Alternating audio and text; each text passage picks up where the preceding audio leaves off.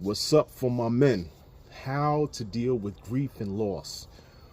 Now, I have lost a lot of people in my life. From when I was very young. Lost someone who was extremely close to me. Another sibling when I was very young. And it happened while I was there. So I know about loss. Do I know much about grief? Yeah, my perspective is a little different. Because I've had so many losses in my life from such a young age all the way up. The part for me with the grief is having a spiritual background. It allowed me to understand first that there's perspective you have to have. There's perspective you have to have. Something you have to equate with that particular loss. Whatever it is. You know, if you lose somebody, that maybe it was that person's time because they just were tired. They just couldn't fight anymore. They couldn't keep working anymore. Maybe they were somebody who was dealing with a lot of medical challenges and you watched them suffer and it just was time for them to go. You have things that happen where it may be a young person and that just you can't understand. You can't wrap your head around the fact that this is a young person. I just had one of my cats who lost a granddaughter to something that was totally avoidable just by this little girl being in the wrong place at the wrong time and being an innocent bystander when something occurred and it took this girl out. And that you're sitting up there like, what the freak? How the hell do you get perspective with that? And with that, we just don't know whether or not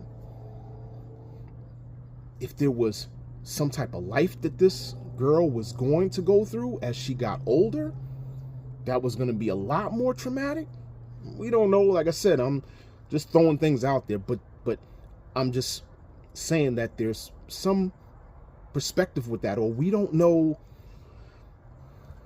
the particular situation that she was involved in, the environment that she was living in. Not trying to take anything away from, her parent, but you just don't know. Perfect example. I had a person who I knew who got married. Come to find out, this guy did something to his kids. His kid with her and her kids. I'm not going to speak on that because, again, that's just a personal story. But I'm just saying we don't know what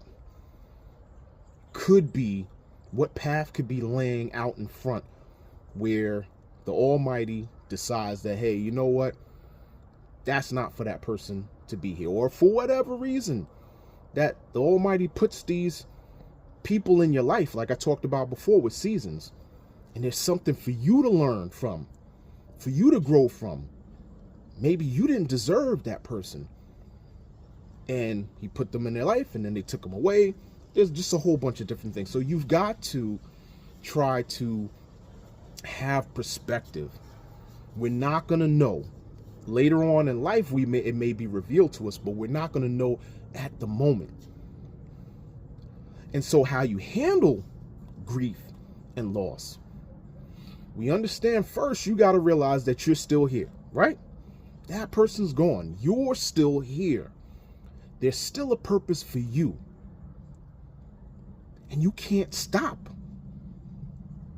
Unless you want to. I mean, they have treatments and areas you can go to if you want to go join that person. Oh, that absolutely is available. You can do that.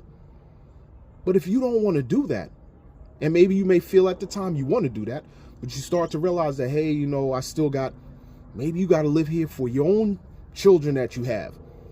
How you going to sit up here and be like, no, I don't want to be here because and who's going to raise your kids? You got to be, you have to have enough motivation and strength to go on because you have kids. If you don't have kids, you have to look and see, well, hey, you know what? What type of life can I put out here into this world to maybe make a difference, to make a change? So you have to start thinking about the fact that you are still here. There's a reason why you're still here. And you have to go search for that reason. I'm not saying it's not hard. It is hard if you don't have a person that was here before and they're no longer here. Got a family member right now who's going through the toughest times when around the holidays. The holidays you were experiencing, you remember all those memories of you being with that person. And then that person's not here. Holidays hit you hard. Birthdays hit you hard. All that stuff hits you harder. And it makes it that much worse. But I always go back to the simple fact that you're still here. And what would that person be thinking about you?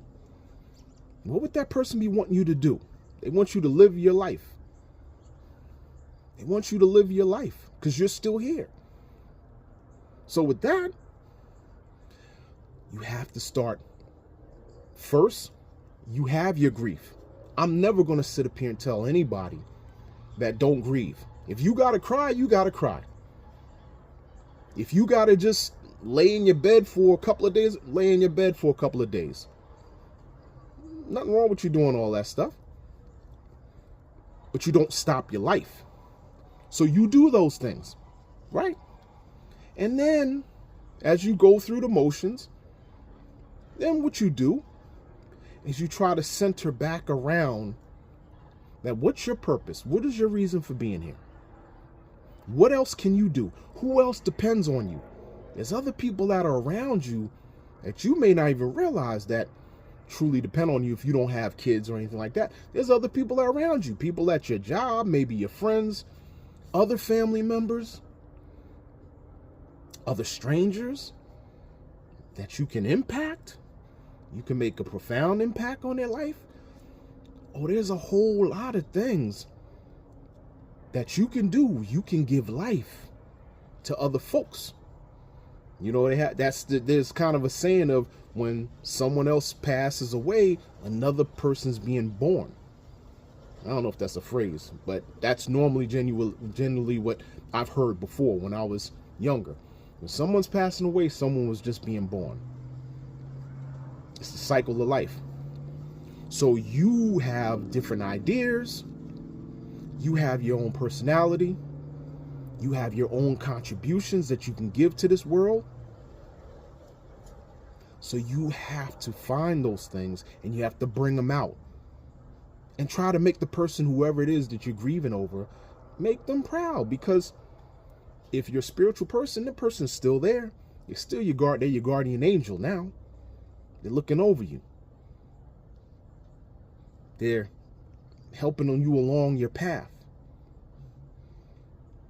So we all have to still continue to survive when the other people are not here. We still have a purpose here. Because if we didn't, then we would be right alongside them. But we're not. And don't speed up that time. You know what I mean? Because what happens is a lot of people who grieve, they take on so much stress. They take on so much neglect that what they do is they shut themselves down and then they age faster. And then they're accelerating their potential mortality because they've aged themselves so much through stress and not taking care of themselves. Then they start having problems. And then it's like, okay, well, what you here for? You really are trying to accelerate to be right alongside the person that's gone. So don't speed it up. It is very hard. Yes, I'm not saying that it's not hard. It's extremely hard. to lose someone very close, very impactful on your life. But just understand that that person, if they were still here, they would tell you, listen, I need you to keep on going. I need you to go ahead and take care of your life. I need you to keep on living.